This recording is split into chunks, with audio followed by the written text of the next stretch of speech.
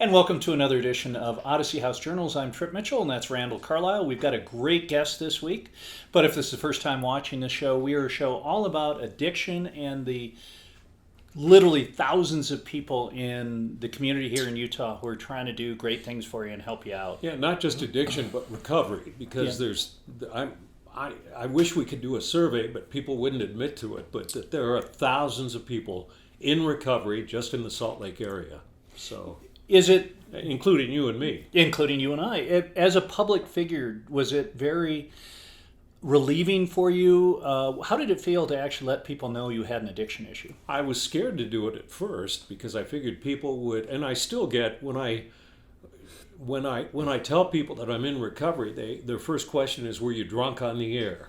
Yeah, I mean, and that's a logical question, and I say, "No, I was a functional alcoholic," which meant I didn't drink in the morning when I got up. I didn't drink while I was at work, but I drank a heck of a lot when I got home off work until I passed out every night. But I had 8 or 9 hours of sleep, and so I was fine when I went in the next day. So, and it was scary at first to, I guess it is for everybody to admit that they're in recovery. And it took me a couple of years after I had been sober before I would admit it to anybody. But now it's a freeing feeling, and it's empowering. You know, it's like, yeah, okay, I'm in recovery, so that doesn't define who I am. That doesn't mean I wasn't a good news person. It doesn't mean I'm not a good person. It's just I'm in recovery. Could it be a situation where you're going to help more people now than you ever did? I would like to think so, because I would like to think that if people see people from a professional side of things, like, oh God, he was a TV anchor man and he's admitting that he's in recovery or that he needed help, that other people might come forward and do the same thing. And it's not a big deal. Well, it's interesting. We had another gentleman that in a past show who was an LDS bishop in recovery. And that's one that surprised the heck out of me. But I was shocked too, but he's very open about it. And his ward is very welcoming to him. I mean, so it's just not, part of doing this is to remove the stigma from the idea of that, okay, I'm in recovery, I'm an alcoholic, you're an addict. I mean, okay, fine. But where are we going from here? Exactly. And once you are open about that, and I remember when I first went in recovery down in Vegas, I was doing a live show on Thursday nights, and after I'd realized I had a challenge and started going to meetings, I said to my producer, should I announce it on the air? And he goes, I'll never forget this, he goes, you might want to see if it's going to keep. That's a good point. Yeah. And but anyway, it's kind of enlightening. So tell us who we have this week. We have a recovery superstar here. He wouldn't say so, so I'm saying it for him. He pays me to do PR for him. He started a group that is known as the only sober gym in the Salt Lake area, maybe in Utah, I'm not sure. Fit to Recover, and his name is Ian Acker, and I've known Ian for a long time. I did a lot of stories on you as your anniversaries progressed. Maybe you could tell us about Fit to Recover, what it does. So Fit to Recover it started in treatment because I saw this need to. I longed for connection, right? You're in recovery too. I'm in recovery, yes. It was in treatment where this idea hatched. So I was in treatment, and I would get out of treatment, and then I would relapse. And then I would go back to treatment, and then I would relapse. And I would go back to treatment, and then I'd relapse. And then I was like, there has to be a place that I can go when I get out. Groundhog Day. Groundhog Day, yeah. Yeah. So there needed to be a safe place that I could connect with people. And fitness is part of my background. Moving my body and doing all these different things is a lubricant to connection. And that's why Randall and I connect so well with you. That's right. We were, I go 4 nights a week to Fit to Recover. Yeah. So you can tell. Well, whatever. But so I found that there's a need to be met based on safety and connection, and I used fitness to be that distractor for those two things. So if someone feels safe, then they can connect. When they can connect, they feel grateful. When they feel grateful, they don't isolate. When they don't isolate, they don't drink. When they don't drink, they don't want to die. When they don't drink and they don't want to die, they're of service. And then this whole, beautiful thing happens. And you started out very humbly.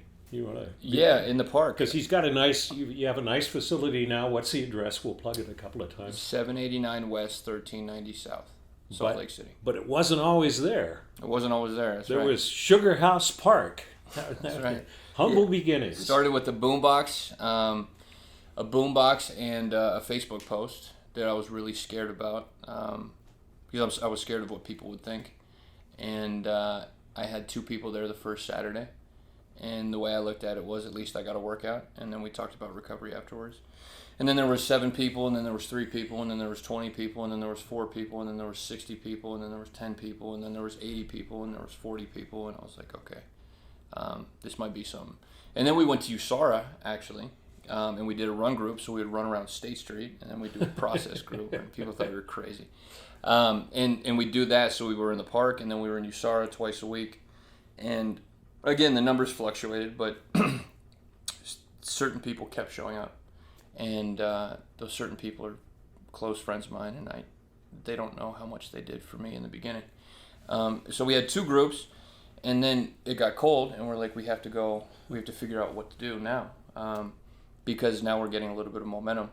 And we tried to rent we looked at a number of different spaces. We looked to rent at other gyms, and because I was a recovering alcoholic, which was interesting, people didn't want to rent to me.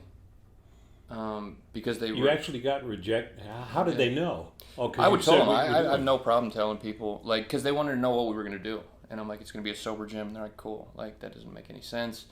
I don't know anything about recovery. And what I do know is that you guys steal and don't pay your bills on time. And, this stigma of addiction. So my father was nice enough to write a personal guarantee on a building. And our landlords are great people, and we've been there for 5 years now. 5,500 square feet, where we have a kitchen, we have a music studio, we have community service, and we have fitness.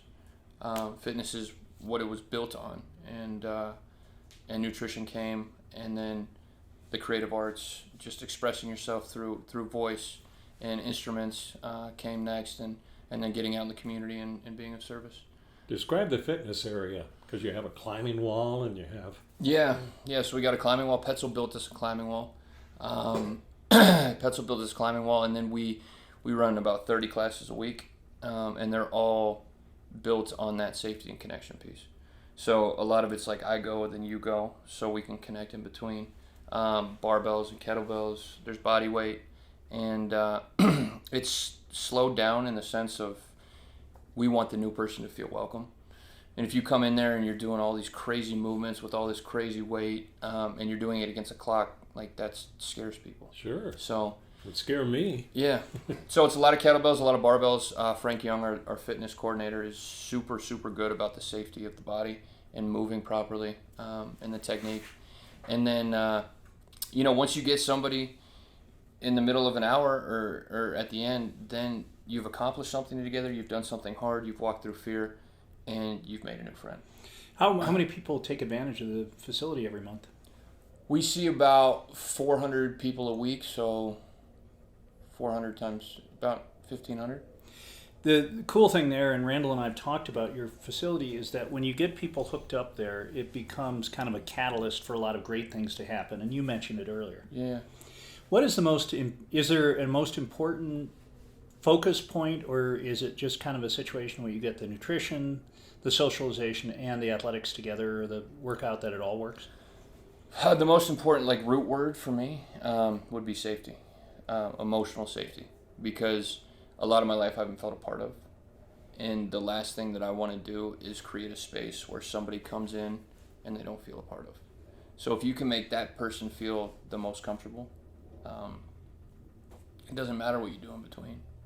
And see, what's really cool, when I said he's like a superstar in the recovery community, so many treatment programs, Odyssey House included, have weekly or bi-weekly trips planned for their residential community, and they take them over to Fit to Recover. And it's something that I know our clients look forward to. Mm-hmm. I mean, I'm saying, hey, I get to go to Fit to Recover tomorrow, because they're in this residential setting, and a lot of them are into exercise, and although we do have small little exercise places in our residential settings, they love going over to FTR. And the right song at the right time stimulates the brain, and then high fives, and and lifting weight. It does something that is special to the soul, and I'll stand by that. And it's a really special place. And What's your father said to you after guaranteeing the lease? Does he ever? Ian, you damn well better make this work, or Has he come over and just put his arm around you and said, "Hey, this is pretty amazing"?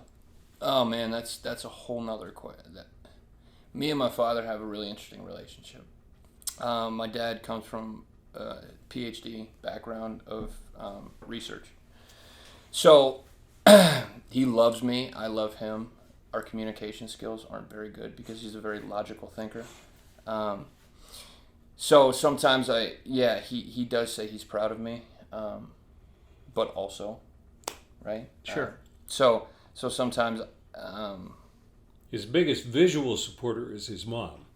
and my mom, yeah. She's been to functions I've been to and everything, and she loves the place. Yeah. So Both my parents. Yeah, it's cool. And so my buddy Jake, who's worked with you before, who's actually down watching the show today, said, "I've got this great guest for you, Ian." And I called Randall up, and Randall said, "I know him well, emceed a bunch of his dinners, and really respect and like everything that you've done." And Randall, you have a unique perspective of when you get with someone every year of their growth, you get to see how some of these facilities change and grow. That must be fun from your well, and I eyes. had fun, and thank God Channel 4 gave me the leeway to do what I wanted when I did some reports on FTR before each of their anniversaries. And what I really had fun doing was trying to find some old video of his days at Sugar House Park, and I found all these, and interview him and try to get him to speak up about himself, which was sometimes very difficult. I'm getting better. Yeah, you are. You are. Well, and it was really fun to put together, okay, it started out like this, and now it's growing, and some of the treatment facilities, what are the other treatment facilities that go there? You have a ton of them now. Yes, Ascend, Renaissance Ranch, Turning Point. Cold Creek? Or? They used to. Okay. Salt Lake Behavioral, Pinnacle. The list goes on. See, it's fun to see them Balance succeed. House, Even Square, yeah. And I think they've grown in terms of the recovery community and treatment facilities having respect for Ian and what FTR does, and that's why so many of them are involved with what he does. But he always has to raise money too. So. And speaking of that, that's the 800-pound gorilla. How do you go out and raise money to keep the doors open? Yeah. Yeah. Yeah, I mean, it's a good question. It's a lot of stress.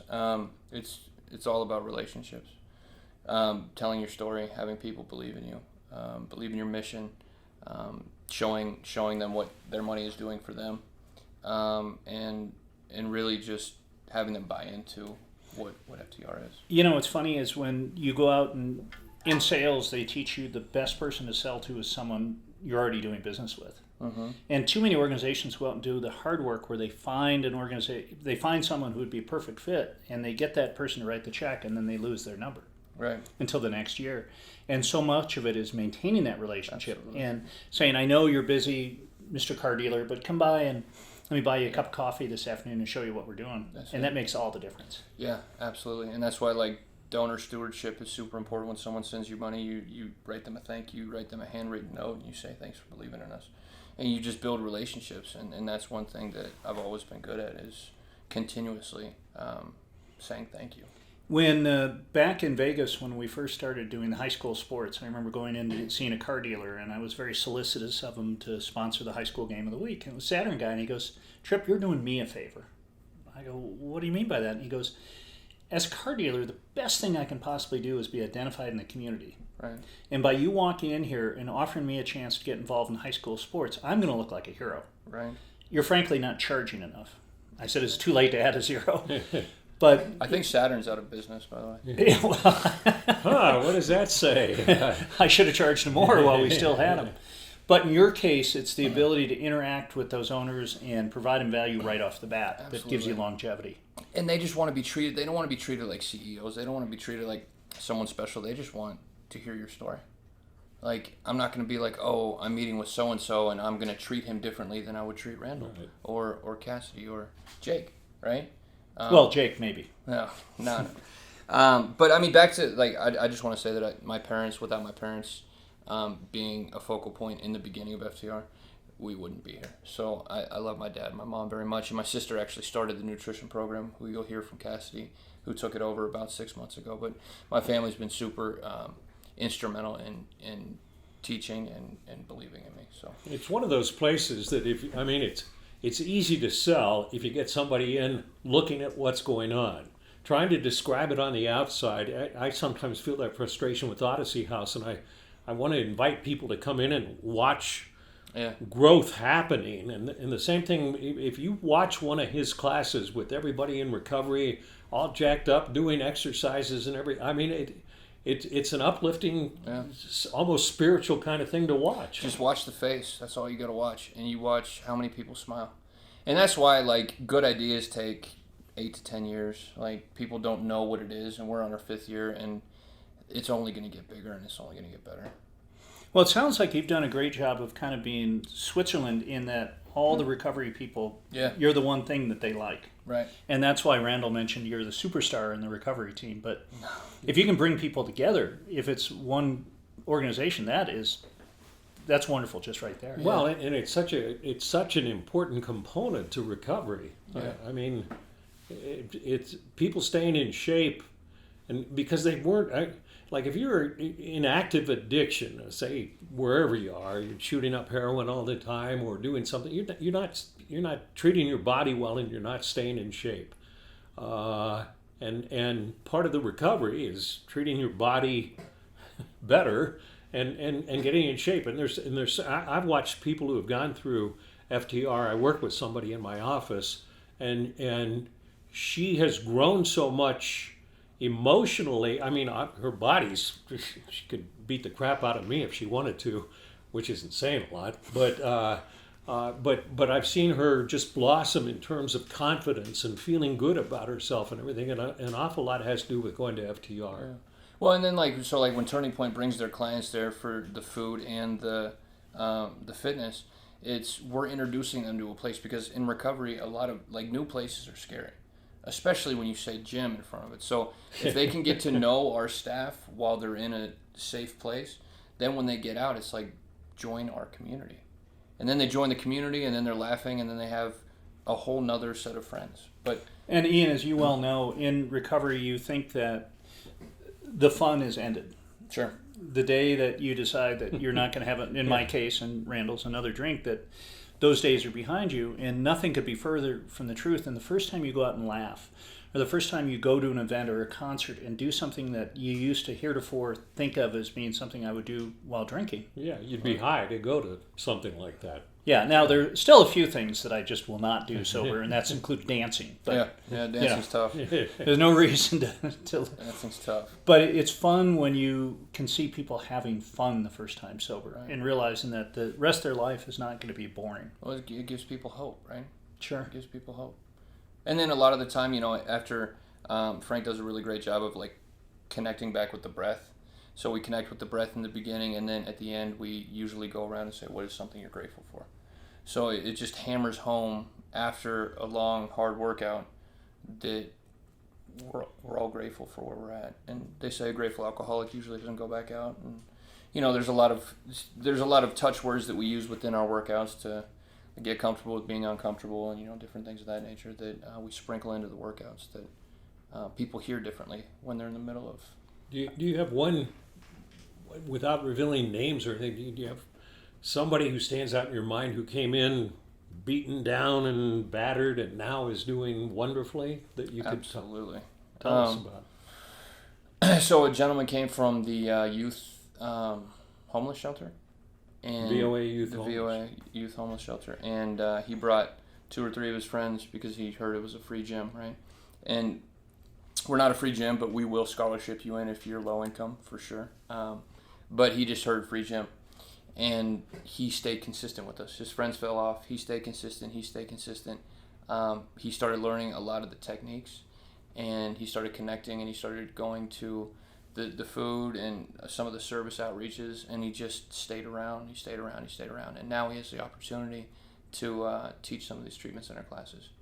So it's just seeing him continually show up and be consistent. He now works for a place that he came from, the youth shelter, about 2.5 years ago. So it's really neat to see. How important is nutrition in the whole scheme of things? And we're going to get a chance to talk to your coworker in our next program. Yeah, nutrition is important, isn't it? A healthy relationship with food, I think, is very important, and I think there's a difference between restricting and like not eating carbs and not eating sugar and not eating soda. I mean, this was my sister. I grew up with a registered dietitian. She was always. I mean, I pray to my food now. I'm fucking weird. Yeah, I mean, it's weird, but like, her whole thing with nutrition is have a relationship with it. And I think that if you can have a healthy relationship with food, then you don't go after 10 Red Bulls. And you don't spike your dopamine up super high, and then you crash super hard. I still look at food as a reward, though. So I still like struggle a little bit with that. Like when I get home, like that's my reward. It's like a lot of food because I love food. But in the brain, if we can get people eating healthier, there's not as much of this. So, yeah, and it's interesting. Angela Martindale, I don't know if who hosts another show that we do here. She's a nutritionist, and she explained, and in many cases, people will talk about having a reward day, one day a week where they can eat what they want. And her position is that if you're in addiction, you don't get to go out and drink one day or do drugs one day. You kind of have to buy in. I wish you could, but yeah. And in my case, I know that first sugary snack that I go for, and you and I just had the world's worst breakfast bars. Yeah, I like those. You took them over to your. But there's your relationship with food. The world's worst, like what? It's just a block of sugar. Well, or it's just something that gave you a little bit more energy. Sure. And yeah, no question. But it's kind of funny that you both and I, and I was embarrassed to put this box of food in front of her, and it was sugar packaged in sugar, marketed by sugar, and which is really pretty bad for you. That being said, when you get people who are recovering, all of a sudden are eating a little better and doing a better job, that's an amazing transformation right there. Absolutely. And then they can see it, and then it's but I mean, back to what you just said, right? It is like then you start shaming yourself about the food that you ate, right? And we want to get as far away from shame as we possibly can, because all we're trying to do is just stay alive and do our best. Stay positive. So we've got some people watching today, and they might have someone, a family member, a loved one, someone they know from work, church, etc., who's got some addiction issues. What would you say to them about the hope and the amount of people out there that would be available to help 24/7 in this community? There are a lot of people. There are a lot of people that are willing to help. That it gives purpose to people to help. I can tell you, 7 years ago, I couldn't keep a job. I didn't have a paycheck. I didn't have relationships. I didn't have my family, and I had no purpose. And today, we help people every single day. I have 2 beautiful dogs, a beautiful girlfriend. I actually bought a house. Whoa. Yeah, I bought a house. And I don't run out of gas when I'm driving. So, but I mean, the materialistic stuff doesn't matter. Like, the self-work that I've learned about myself, not attaching to thoughts, doing my best, staying grateful, loving myself for who I am, and that's the stuff that I've learned over the 7 years that's so important. And the fact that I know that everything's going to be okay, as long as I don't pick up. And maybe it will be okay if I pick up. I don't know. That's another thing that I want to. But that's one thing I want to. Like, I don't think we should count time. I don't think if you have 20 years of sobriety, you are any better than somebody with 10 days of sobriety. I think it's how you show up every single day. I think it's the person with 20 years can show up like a complete jackass, and a person with 10 days of sobriety can show up of service. How can I help? And the person with 10 days is winning. And there's no losing or winning, but I think that we put so much emphasis on time that if we go back out, then we go crazy. Well, we do venerate people with a lot of time. Sure we do. And we're all just one day away from relapse. Sure. Doesn't matter whether you got 20 years. But then it's the internal dialogue. If I go drink tomorrow, I have thrown away 7 years of my life, and it's like, no, Ian, you haven't thrown away 7 years. You have learned in those 7 years. It's time to If it didn't work, figure out something else. But that shame and that guilt is so detrimental when we start putting time on the quality of our sobriety, in my opinion. Oh, that's great. Ian, thank you so much for coming in. Absolutely. This has been Let him give a fascinating. plug to get some money in his place. Please do. Please. How do people find you? We'll have your website up on the bottom of the screen. For those of you listening on iTunes and our podcast, we'll give it out to you right now. Yeah, go to www.fit2recover.org, or you can email me personally at acker0012@gmail.com. Why don't you do that one more time? Slow it down. FIT2recover.org, or Ian A at fit2recover.org. Much better. If I was writing down, Yeah. And you will accept $1 million checks $1 million checks. payable to Trip or Randall. Trip. See, And then Randall, you gave 50%. still doesn't trust me. I don't blame you. Ian, thank you so you. much for coming I appreciate it. in. And Thanks, again, Thanks for what you do. the purpose of the show, thanks for watching or listening. If this is your first time, there are so many people out there who want to help. And part of what Randall and I and Ian and the rest of us in the recovery community, it's called giving away to keep it. And so we were out there to try to, no one gets paid doing any of this. This is what we do for fun. But if we can help one person, there was someone there for me, I know, and someone there for Randall and Ian, and more than someone. Yeah. There were a lot of people who are out there trying to help you.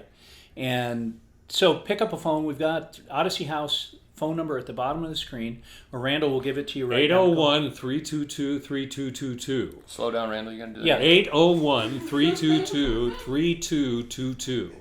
You are, have you ever thought about getting into radio? I'm going to try sometime. And But I'm too old. But call, there are so many people out there, and Salt Lake is actually a hotbed of really dedicated, wonderful people who want to see you, your friend, your loved ones feel better about themselves. And the way to do that is to talk to someone. Yeah. It goes from being your problem to everyone's problem. And then it gets much easier to take care of. We'll see you next time. Hey, want to thank Lee and his crew, and also want to thank Bill Francis, our guest in studio. Comcast. Yes, Jake coming in studio. Thank you so much. And we'll see you next time. Hey, maybe people won't believe that we have a studio audience. So let's hear the applause, studio audience. Hey. Okay, we've packed it. We'll see you next time. Thanks for watching. Have a wonderful day.